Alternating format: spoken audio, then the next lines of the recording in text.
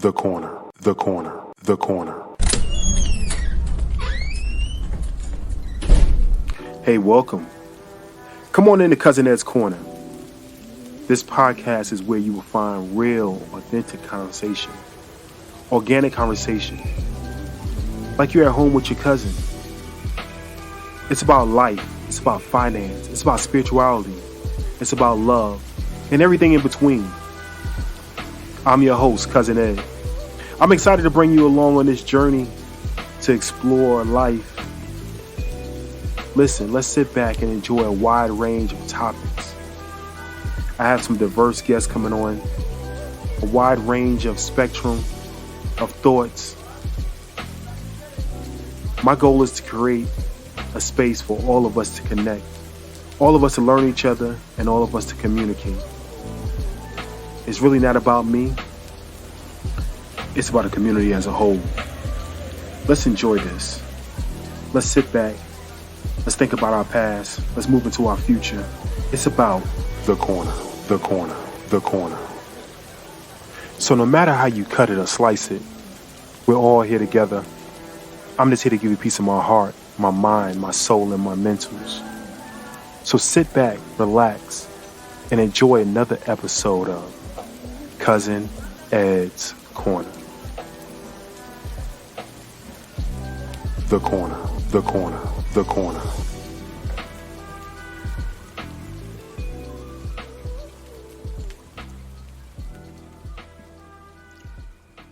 What's good, people? How you doing out there? This is Destrian checking in from the Brethren Podcast. We're here with Cousin Ed of Cousin Ed's Corner. What we wanted to let you know is, number one, we appreciate you checking in with us. We appreciate you liking, subscribing, and supporting the platform.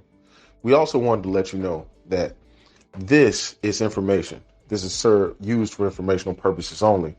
This is not financial advice and should not be used as such. Please consult your financial advisor should you feel the need to make an investment decision, a financial decision, or a decision that may be impactful to your family from a tax advantage standpoint. What we want to do is bring you content that is eye-opening, glaring, and also provides you the opportunity to explore, ask better questions, and be better prepared for the opportunities that await you. Again, this is Cousin Ed's Corner, and we hope that we can be of service to you. We love you. There's nothing you can do about it.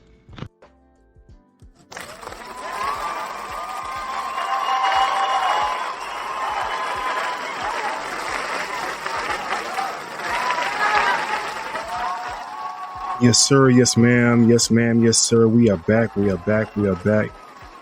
I am honored. You hear all the applause. I'm honored to have my brethren here. My brother from another mother. Y'all don't know how I feel. Y'all may know. Y'all may understand. If you heard the show about the 50-50 brothers, me and Mr. Moody, I feel the same way about this brother I have on the show today. You heard his voice just now. He's lent his voice to actually giving me the honor of having that disclaimer put out there. This is something he does for a living, but he gave me the honor of doing that for me. But he's not only he's truly a brother. I mean, I can't say he's a friend. He's somebody that I can call on at any time and speak about anything that I have going on in my life and other people's lives, and just a confidant. And I wanted to have him on the show to start the year off as one of the people that are the foundation behind who I am for doing Cousin Ed's Corner.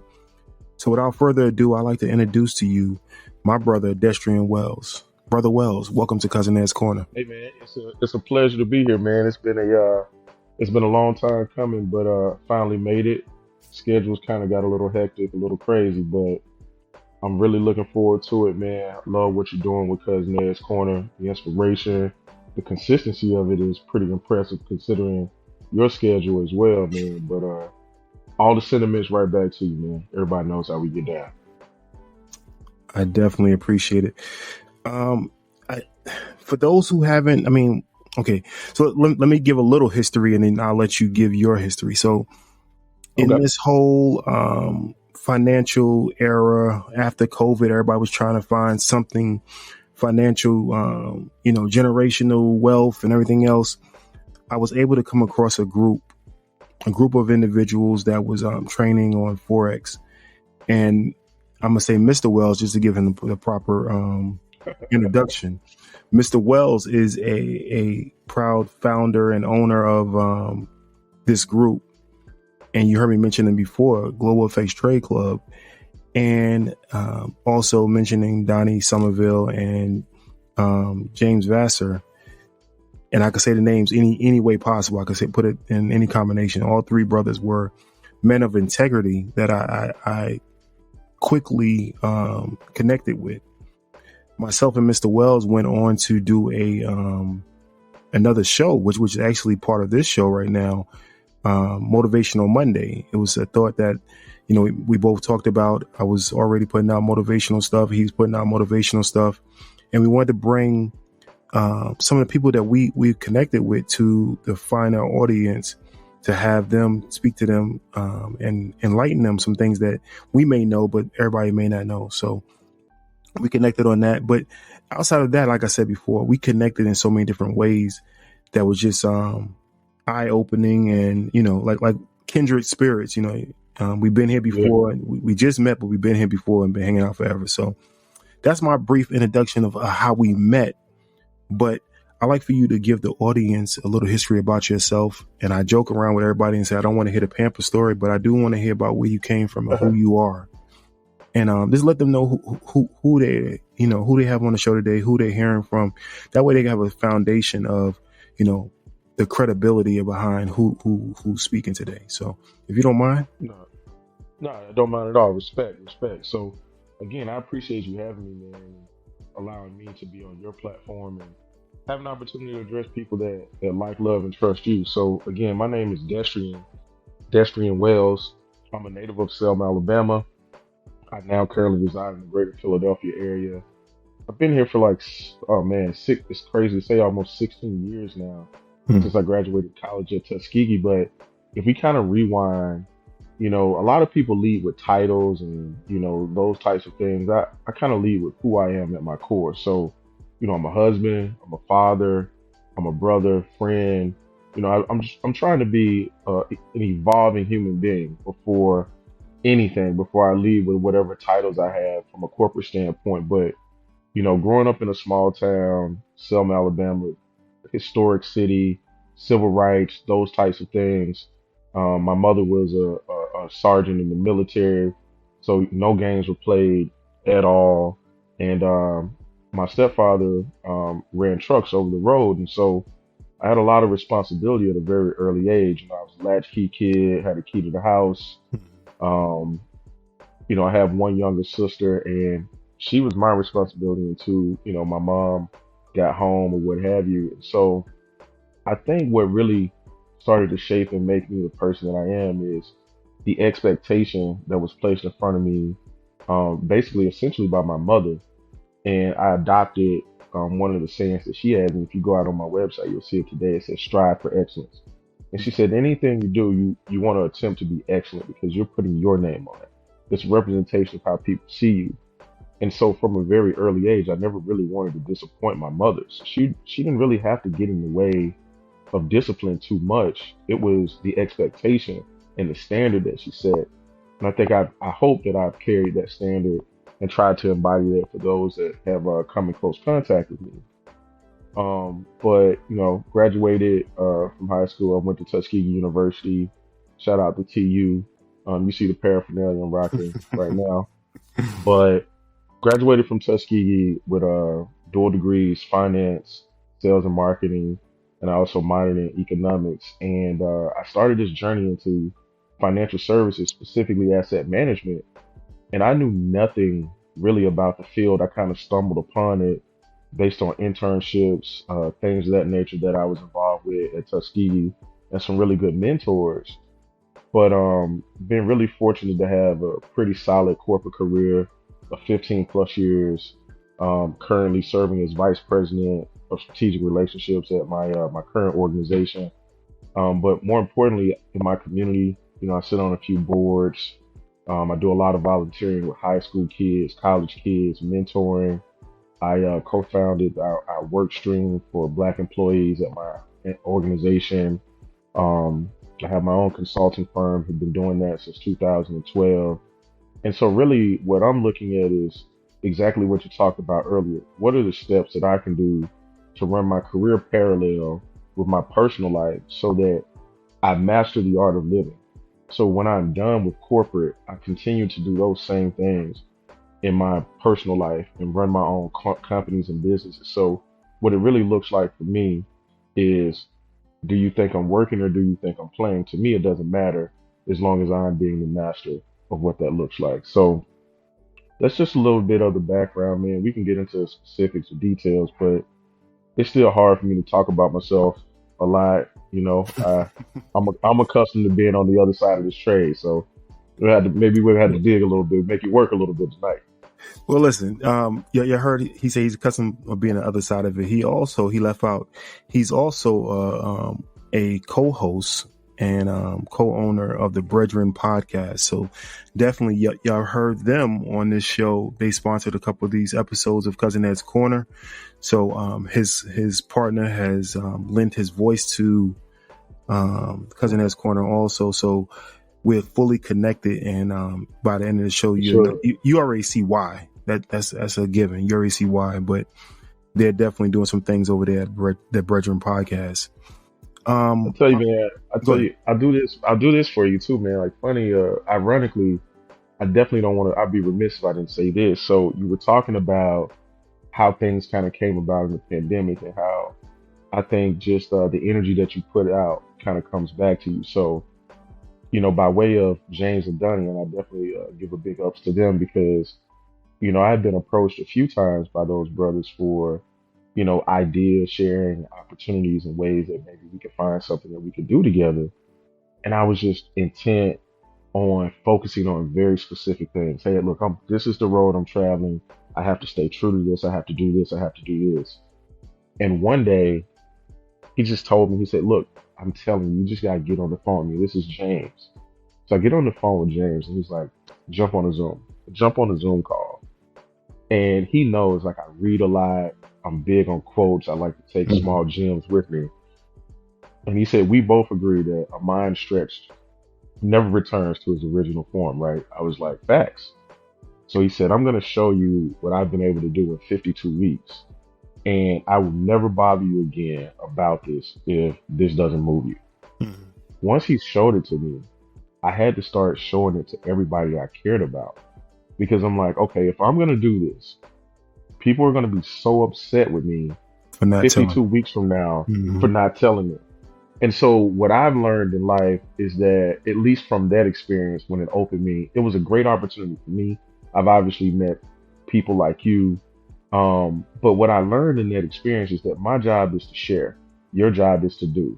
And so for me, it was a great lesson because, heck, that was honestly, I think it was his last time trying to share this with me. He was doing his job.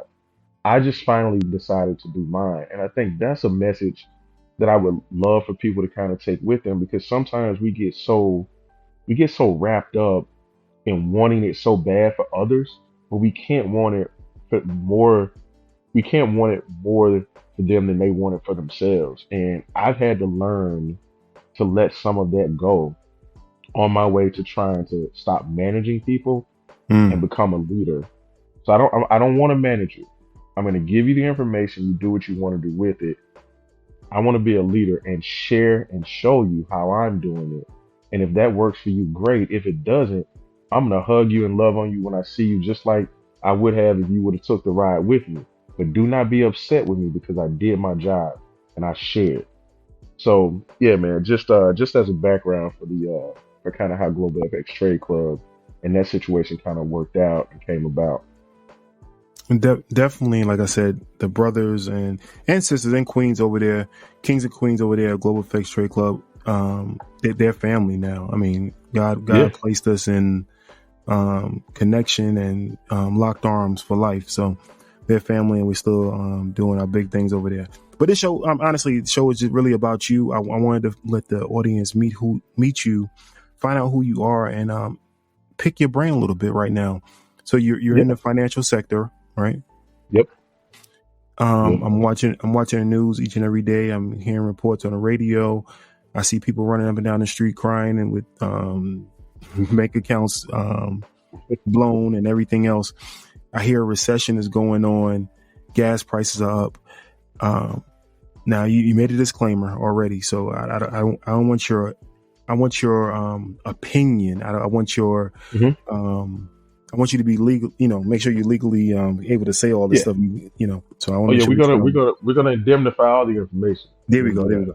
So, how should we approach? How do you think people should approach this next 12 to 24 months? Is it all speculation? Do you feel? I'm saying No, is it I'll give you. speculation? No, I don't mind. I don't mind giving you an honest opinion. I know it's a slippery slope, but I do this enough that I understand where to stop and start. But it's not just speculation. I mean, I want you to understand that speculation is what tends to start these things. So the markets are news driven, right? So news drives the market, whether it's true or not. If you can cause investor sentiment to change in one direction or the other, someone's making money off that emotion.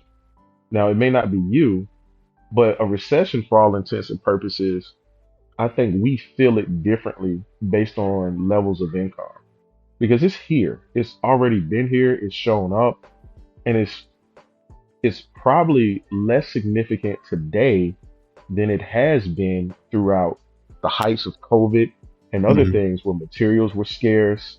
If you went to the grocery store, they're getting shipments ad hoc, and so the prices are out of the roof. So you've experienced probably worse than this. I think now what you're seeing is the news cycle start to train your brain for fear. I would say this is a season of readiness. It is time for you to start getting ready. We talk about summer bodies are made in the winter. This is the time for you to start really working out. And working out meaning get your budgets together and start thinking about where you can start to save because the world is about to go on sale. So when people are scaring you, we're about to hit a recession, but the world is going on sale overall. Yes, eggs are stupid high right now. When you go to the grocery store, I see that. I'm about to give me 3 chickens in the backyard. Watch me. That's it, man. You're going to have to. You could probably raise them for less than you can buy them for. And so I understand that. But see, those are consumer goods, right? And that is going to be the first place you feel these things anyway. You're going to feel it at the pump. You're going to feel it at the grocery store. That is to not necessarily strike fear in the average everyday person, but when you feel it, it. That's true pain.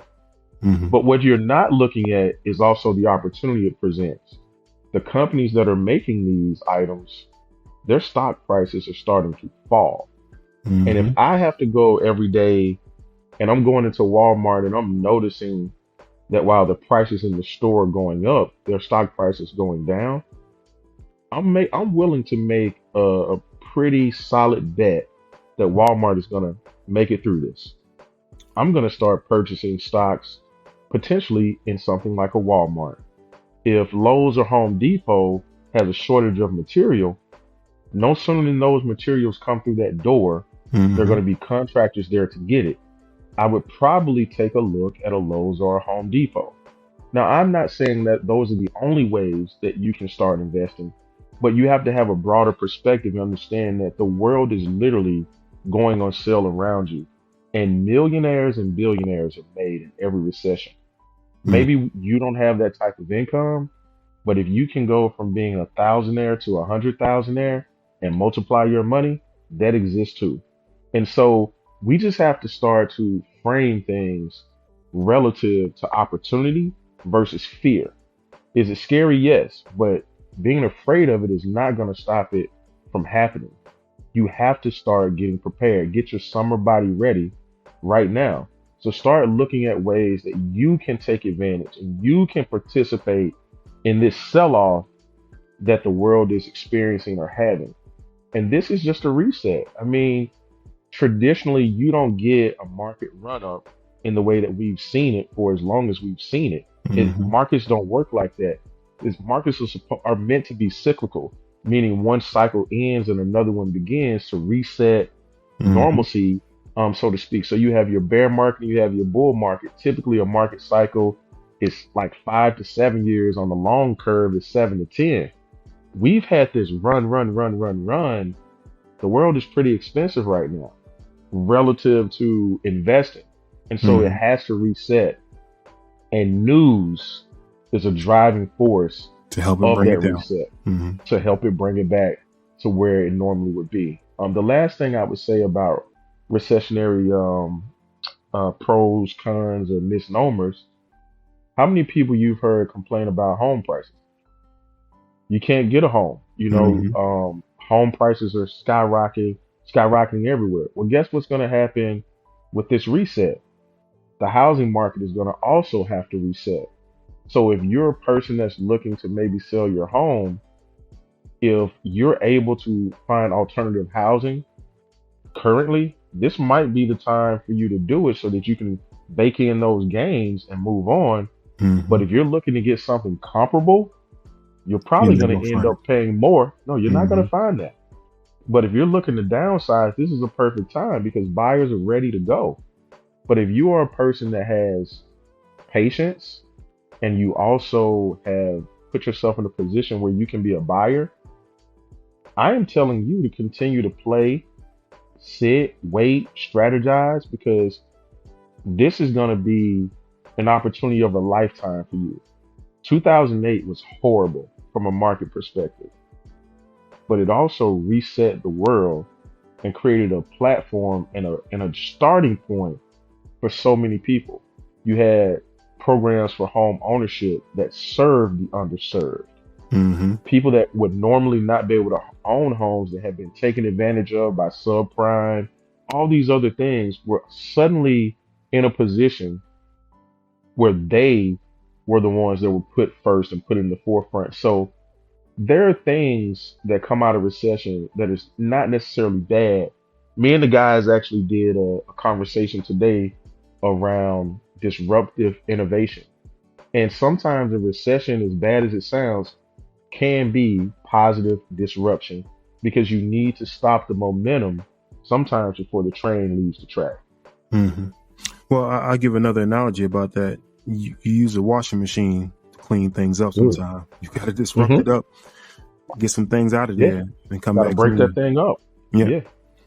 Yeah. I was speaking to somebody this past week, and they talked about stock prices and how companies may, I ain't gonna say they manipulate, but let's give round numbers.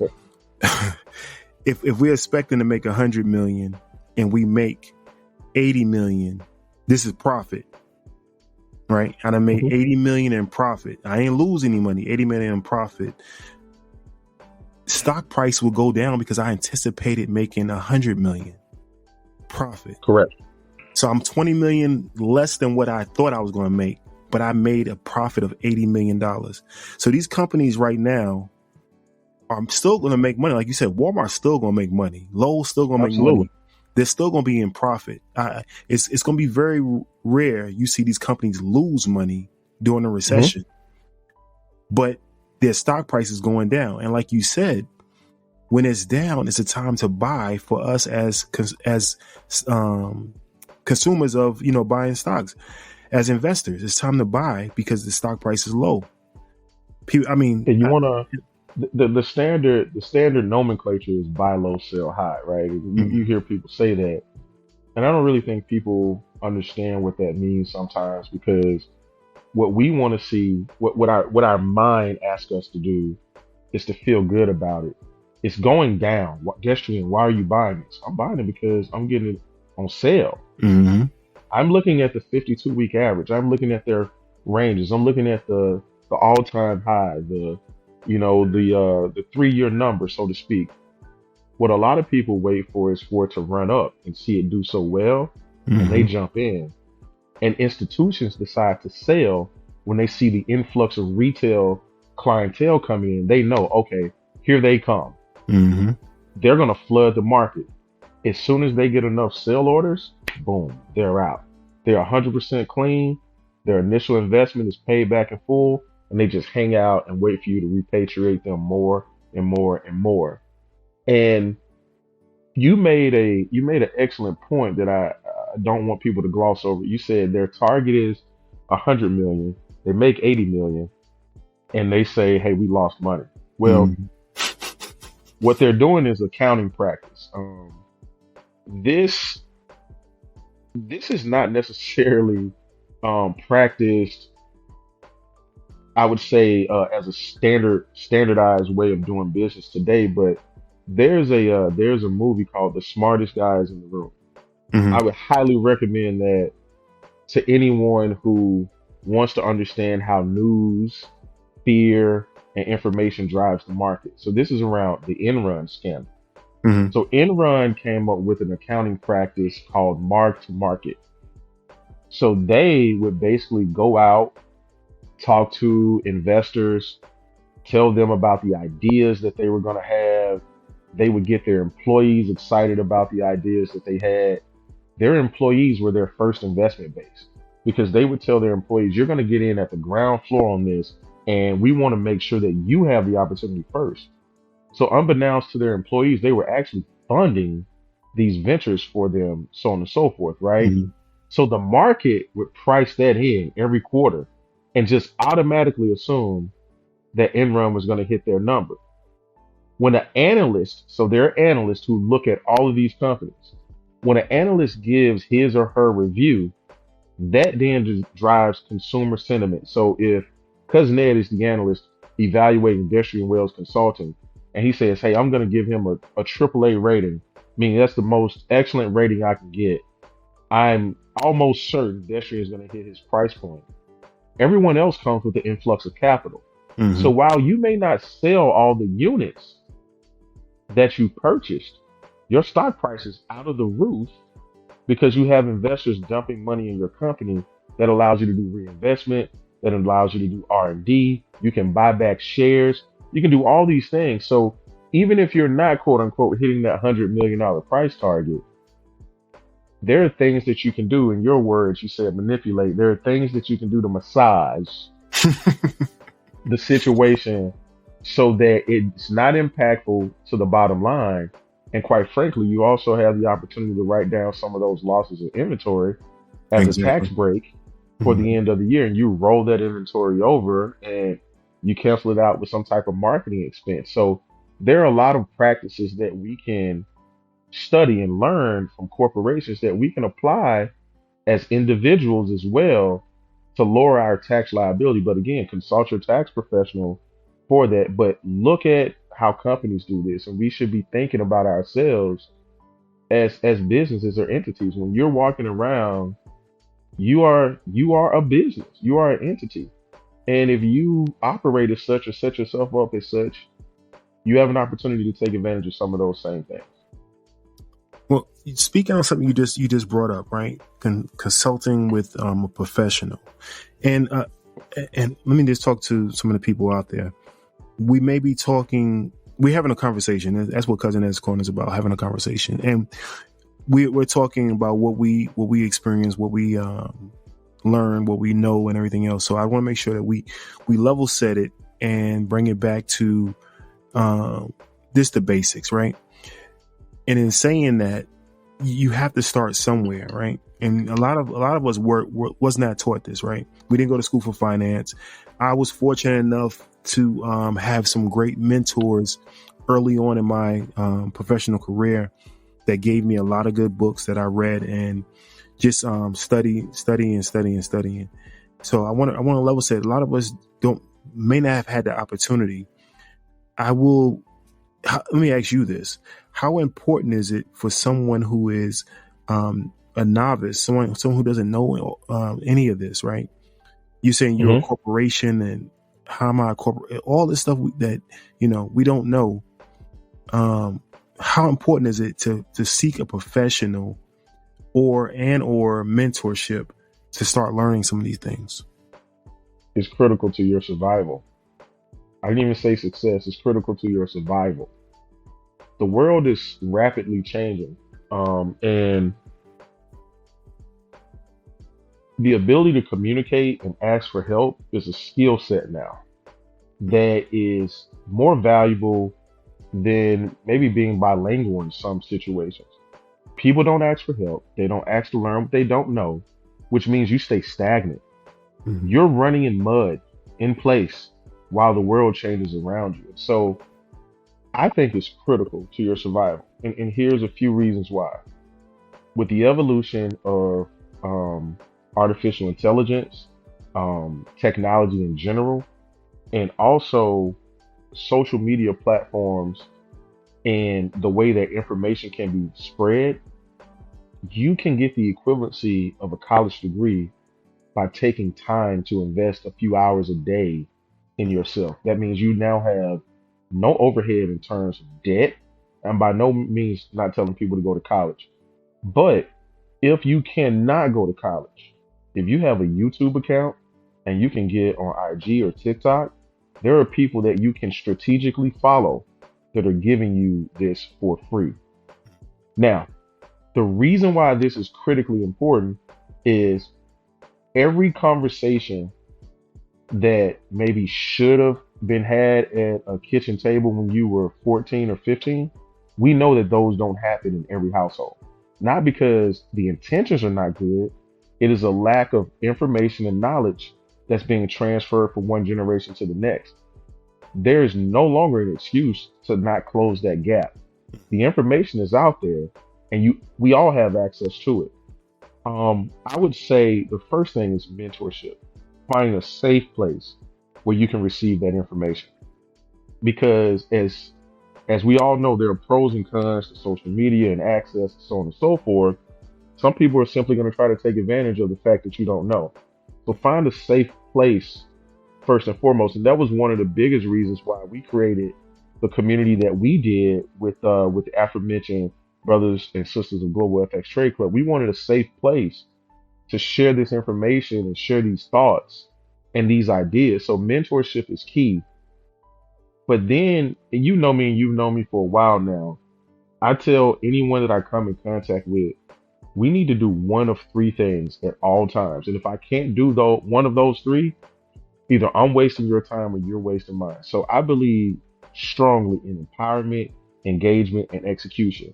So are you sharing actionable information that puts someone in a situation when they finish the conversation with you or interaction with you that they're better off to make a decision and they feel more confident and comfortable than they were before engaging with you? Then engagement, learning how to meet people where they are. Sometimes it's too much to say you're going to sit down with a financial professional, we're going to create an investment objective for you and come up with a plan. They may be saying, well, I'm barely able to pay my bills. Mm-hmm. What about a budget? I don't have any credit. Can we restore my credit?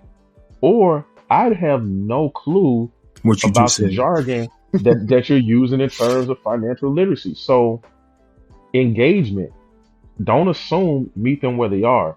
And then execution. This is the part because a lot of people do step one and two. They get excited about the information they receive. They really like the people that they're interacting with and engaging. Now it's time to make a decision. Like you got to hit that buy or sell button, or you got to go, create a business plan and do whatever. The execution phase is where we typically fail. And so for me, I focus on those three things because if I know you in step one and I get to know you better in step two, there's no way I'm letting you fall off in step three. And so that's kind of how I build my life and the people that are around me in it. Because, another thing that we spoke about is that I truly believe the five people that I spend the most time with, I'm going to become the sixth one of those people. And so I do not want to spend my time with people who have dead ideas and they're not growing or evolving. Like I need kinetic ideas around me that are full of energy, just sparking and popping off because it challenges me to think differently and to continue to grow and come up with other ideas. So for me, man, that's I guess that's what I would say about that. But definitely find a safe place for mentorship first because the rest of it is predicated upon trust and respect because if you have the patience, you can learn all of this. And you don't need to become an expert in it. You just need to learn what questions There to you go. ask so you know when someone's lying to you with Mm-hmm. bogus answers because you don't want to get yourself in a situation where either you're financially ruined or sometimes even worse, criminally involved in Mm-hmm. something that can ruin your last name, which is priceless. Well, I think I think we're going to close it up here. I just want to mention for myself, just thinking back over history, growing up and having some understanding of finance and money and things like that. And if you remember, it was no YouTube, it was no internet. It was maybe barely internet. But you had to go to you hope that your parents had encyclopedias, and that's old information. You would go to the library after school and, try to read some things and get whatever magazines. It was Black Enterprise. You go through Black Enterprise and try to find certain articles. And so that was the information we was taking in. And luckily for myself, like I said, I had a mentor when I first got on. So I didn't go to college for this, but when I first got on with my first company, he gave me a couple books to read. And at the same time, it was a spark of the Rich Dad Poor Dad series. Mm-hmm. And I was able to listen to Robert Kiyosaki, and some of his beliefs now, political beliefs and stuff I'm against, but his philosophy behind Rich Dad Poor Dad changed my life, and understanding there's two sides to the coin, and for us to pick up on one side or the other, being educated or how are you going to make money changed my whole life. Even after leaving school, I'm educated, but the question is, how am I going to make money? And I think for most of us, we never question that. We always question the job and having a job and what we're going to do next for this job and trying to grow that career. But how are you going to make it? And even more of what you said, keep it is the one of these things. Even if we reverse engineered that, cousin, that I'll pose this question to you.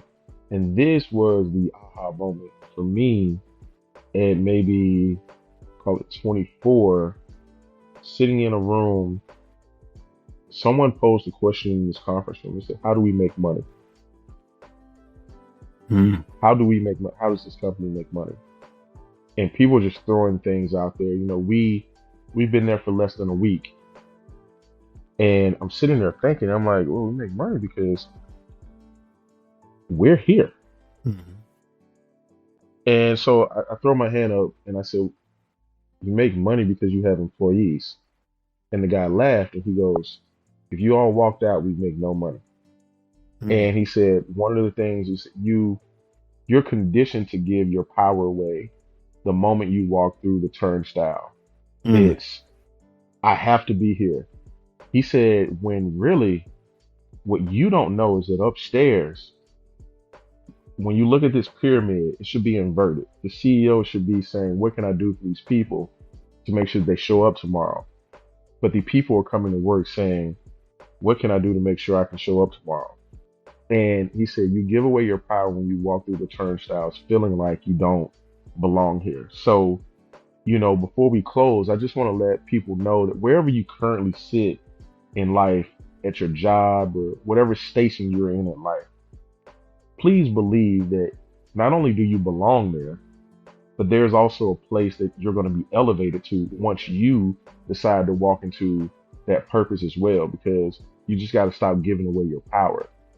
And I'm a testament to that myself, because I started looking around and seeing so many people being imposters in my workplace. Mm-hmm. And I was holding them in such high regard. And it's not that they didn't belong there, but the more I opened my eyes and really paid attention and not just wished the day would go well, hoped the day would go well, I started to own my day, dominate my day, and decide that I wanted things to work a certain way and I would manifest it. I realized that I've already had to work twice as hard as many of the folks I'm sitting in the same room with. And fact of the matter is, a lot of them had about a 400-year head start on me. There you go. And you've messed around and let me catch you. Mm-hmm. So you know what time it is now. And so I had to reframe my thinking to stop thinking, yes, it's a privilege to have a job, because everybody doesn't have one. But it's also a privilege for those folks to have your time, talent, and resources walk through those doors every day. So I want y'all to go to work proud with a renewed sense of self in 2023, understanding that you are of value too. And as fortunate as you are to have that job is also fortunate to have you. And take care of yourselves too. Take that time off, exercise all your benefits, make sure you understand your benefits, maximize them. If they offer any type of mental health, take that too. Even if you think you don't need it, you'd be surprised at what just talking to somebody that don't know you and can't judge you can do for you. So I just wanted to throw that out there before we got out of here, bro. Listen. Like I always say, the show is organic and there's nothing scripted. So thank you for doing that. Once again, everyone, I wanted to introduce you to my brother. And as you can see, this conversation can go on all night long. We talk like this anyway. So y'all just flies on the wall right now, chilling out, listening to how the conversation goes. So we are here for you. Definitely, if you want to reach out to my brother, you can leave him a voicemail. Go to cousinedcorner.com, cross out the page, hit leave voicemail. You can also send me a text, 762-333-2032. That's 762-333-2032. And I will forward all texts and voicemails to him, and we will discuss them on the next time he comes on. He has keys to the crib. He can come down, fix a drink, sit on the couch. He may even be hosting some of these shows. Come on, man. You never know. You may hear, hey, Financial Freedom Friday hosted by, hosted by Destrian Wells. But I'm honored to have you here, my brother. I got love for you. You have any other closing words for the people out here? I just want to let them know, man. This is probably one of the more defining moments in our, not only our country's history, but in our culture's history. There are a lot of opportunities that we have from an economic base, but it's bigger than economics. We need to make sure that we're tightening up on our values and making sure that these kids, they're going to get the money that we need, but we need to make sure the value system is in place as well. So as best we can, let's get back to some of the core values that we've had to make sure that our kids exercise and practice community and protect each other, because they're going to need it going forward with the way that this country is evolving. So I love the work that you're doing, bro. I couldn't be more happy for you. I won't even use the word proud. I'm just super happy for you. And however I can be a benefit to you or anyone that's in your corner, I'm here for you. And that's coming from Cousin Ed's Corner, man. I appreciate you. Hey, fam, we love you. There's nothing you can do about it. I'll check you on the next show. Peace. This is AJ Wilson of the Brethren Podcast, just stopping through Cousin Ed's Corner to say this episode, not the other ones, but this one has been brought to you by the Brethren Podcast. That's spelled like bread because we always talking about it and we always getting it. Thank you for listening to Cousin Ed's Corner.